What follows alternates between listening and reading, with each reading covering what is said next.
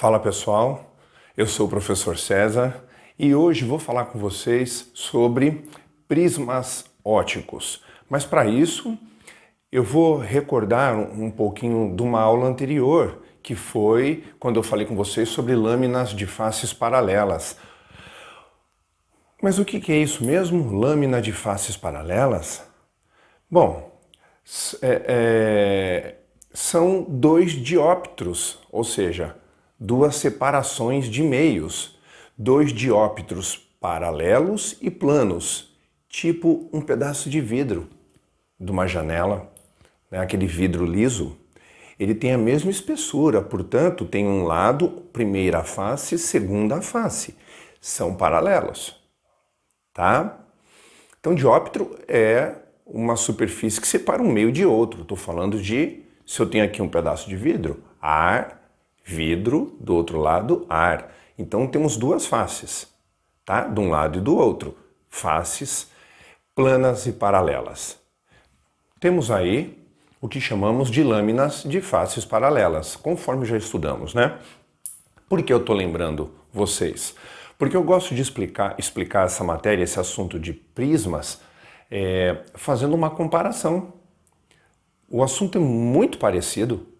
A única diferença, sabe qual é? Que lá em lâminas de faces paralelas, você tinha uma lâmina faces paralelas. No prisma, vocês têm de novo as duas faces, duas lâminas, só que não são paralelas, olha como elas ficam. Ah, então é quando as faces não são paralelas. Muito bem, isso mesmo, prisma, tá? Nós temos aí um exemplo, o melhor exemplo que eu posso dar para vocês são aquelas pirâmides de vidro.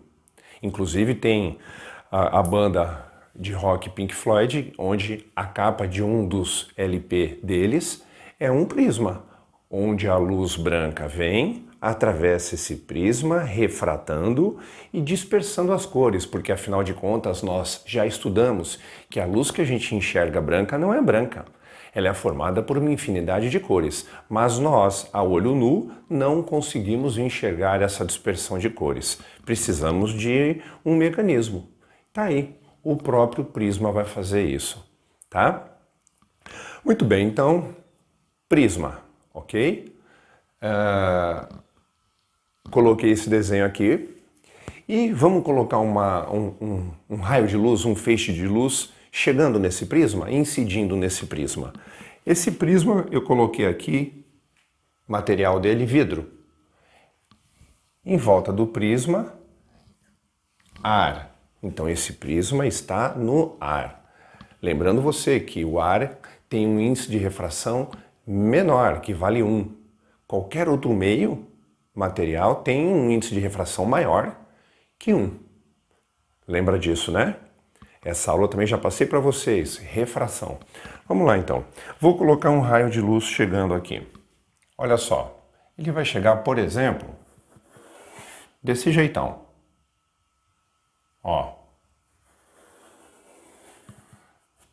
Ele vem e bate nessa superfície que podemos chamar aqui de primeira face. Primeira face, do outro lado, segunda face, tá? Beleza, chegou, bateu na primeira face. Quando ele fizer isso, eu logo vou traçar aqui minha reta normal. Reta normal é aquela reta perpendicular à superfície, lembra, gente? Ah, perpendicular forma 90 graus? Sim, ok. Esse raio eu vou chamar de raio incidente, porque é o raio que está chegando. Incidente. Aqui nós já temos o primeiro ângulo. O ângulo entre a reta normal e o raio chamamos de ângulo incidente. Raio incidente, ângulo incidente. Muito bem. O que está acontecendo? Esse raio de luz vai bater na primeira face. Ele vai bater e vai atravessar, certo? E a gente estudou na refração que quando um raio passa de um meio para outro, ele vai sofrer um desvio. A velocidade altera, os meios são diferentes. Muito bem.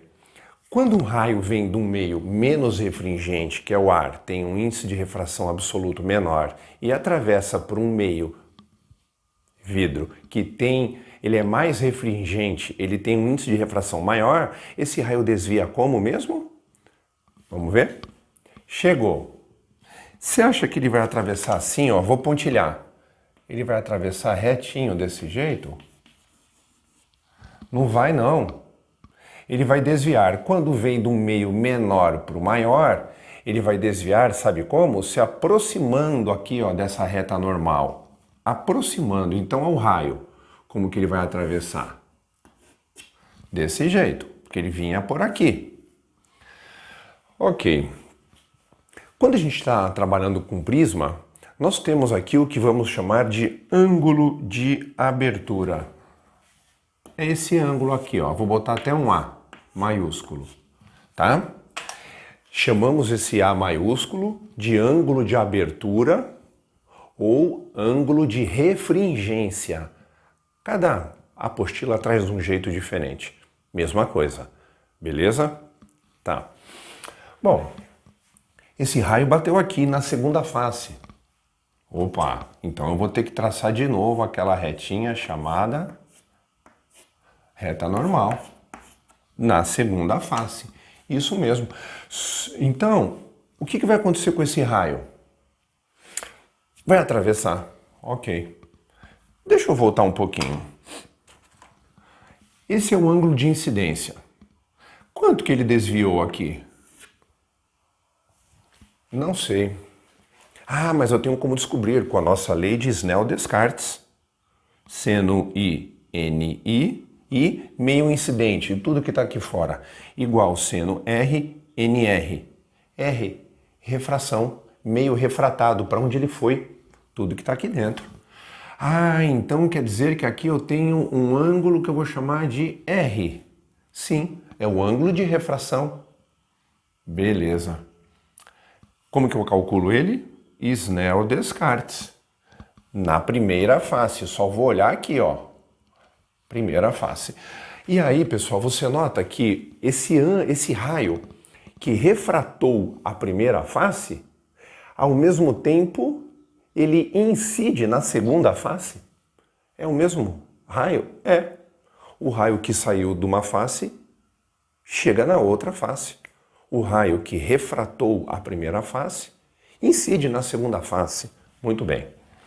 Então, teremos aqui um ângulo de incidência na segunda face, né? Então aqui a gente tem quem mesmo? Segunda face. Segunda lateral. Vou chamar ele, sabe como? De R'. É que uma questão de nomenclatura. Esse R' é igual ao R? Não. A princípio, não. Vamos continuar. Esse raio vai atravessar reto? Não, ele vai desviar.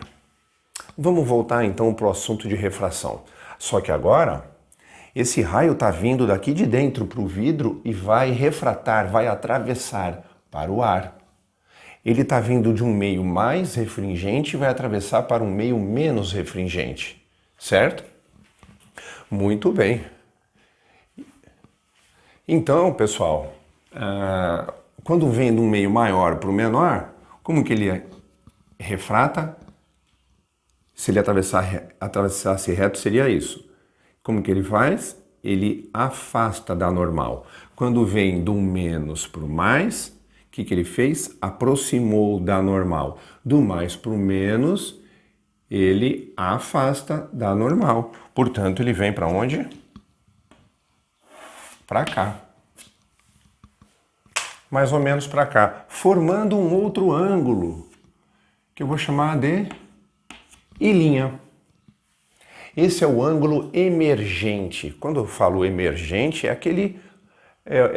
o ângulo formado entre a normal e o raio que saiu do prisma. Tá? Vamos lembrar, imerso dentro, emerso fora. Então esse I' é um ângulo emergente. Fechou? Como que eu calculo ele? De novo, com a nossa equação de Snell-Descartes. É só aplicar Snell-Descartes de novo, só que na segunda face. Ok? Muito bem. Lá naquele assunto sobre lâmina de faces paralelas, a gente foi traçando o caminho da luz, seguindo esses mesmos critérios. E você notava que o raio que chegou para o raio que saiu, ocorria um desvio lateral, paralelo, mas lateral. Agora aqui vai ocorrer um desvio. Olha o raio que chegou, é esse pontilhado. Olha o raio que saiu. Ocorreu um desvio, mas não foi lateralmente. Foi um desvio angular. Angular. Então, olha aqui, vou te mostrar isso que é o que chamamos de desvio angular. E eu vou simbolizar pela letra delta. Prontinho, tá aí. Bom, gente, aqui está o caminho da luz. Tá? Como você sabe, comentei com você agora há pouco, o prisma, o que ele faz? Ele provoca a dispersão das cores, né? Quer dizer, ele faz com que a gente enxergue a dispersão das cores, como acontece em um arco-íris. Então, aqui a gente vai ter um monte de cores. Vermelho, né? Aí vem o feixe vermelho, vem o laranja, vem o amarelo, vem o azul, vem o verde, chegando até o último que é o violeta. Eu não tenho aqui o violeta, eu vou botar um azul mesmo, tá? Então aqui no meio, você enxerga aquela gama de cores, né, pessoal? Tipo um arco-íris, tá? É aquela dispersão das cores que a gente enxerga. Note que vermelho, o que está aqui em cima, é o que desviou menos, porque ele tem um índice de refração menor que as outras cores e, portanto, uma velocidade maior que as outras cores, já que velocidade e índice de refração são grandezas inversamente proporcionais. Vermelho desviou menos. O violeta que está aqui embaixo desvia mais. Guarda isso, tá bom? Beleza. Outro jeito para a gente poder determinar esse R' é com essa primeira equaçãozinha que nós temos, porque depois de traçado tudo isso, geometricamente a gente tem como trabalhar com isso, tá? Então, esse A maiúsculo é esse A, chamamos de abertura, ângulo de refringência. O exercício vai te dar isso, vai fornecer. Através de Snell-Descartes você achou o R, olha só, você já tem o A e o R, pronto. Com isso você acha o R'. Achado o R', joga em Snell-Descartes e vai achar o teu I'. Muito bem, finalmente, se o exercício pede para calcular o desvio lateral entre o raio que chegou e o raio que saiu, olha aqui a equação que você vai usar. I, este ângulo, mais I', este ângulo, menos o ângulo de abertura. Ok? Muito bem. Uma observação importante nesse assunto. Se o exercício falar que esse raio sofreu um desvio angular mínimo, guarda isso, guarda isso. Se ele sofreu um desvio angular mínimo, vai facilitar muito a nossa vida, porque se ele afirmar isso, o que você pode confirmar? Que nesse caso, se tiver escrito desvio angular mínimo, o I é igual a I', ou seja, esse ângulo que chega é igual ao ângulo que sai. E, automaticamente, o R é igual a R'. Esse R é igual ao R'. Só pode afirmar isso, que o I é igual a I', o R é igual a R', se tiver escrito que o raio sofreu um desvio mínimo. Aí você usa o que eu botei na cor abóbora aqui, ok?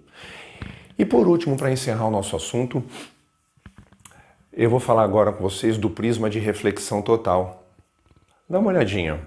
Ele é muito útil também.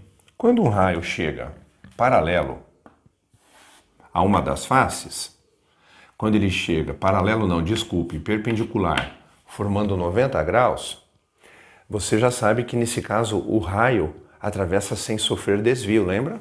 Ah, então ó, o raio vem retinho para cá. Sim.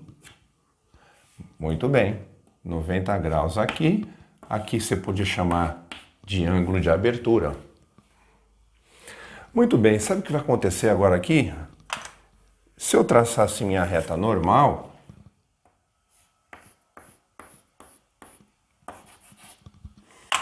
a gente ia cair em outro assunto, em outra matéria que eu já passei para vocês, chamado reflexão total.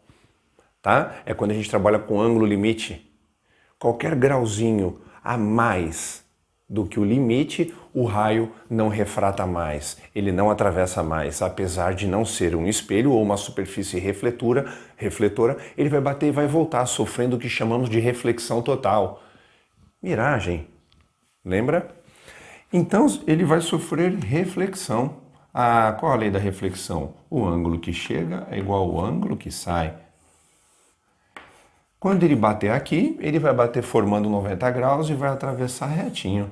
Chamaremos esse prisma de reflexão total. Ele é muito utilizado em aparelhos, viu, pessoal? Você sabe que o espelho, depois de um tempo que ele está lá, né? Ele começa a perder aquele alumínio, vai ficando preto.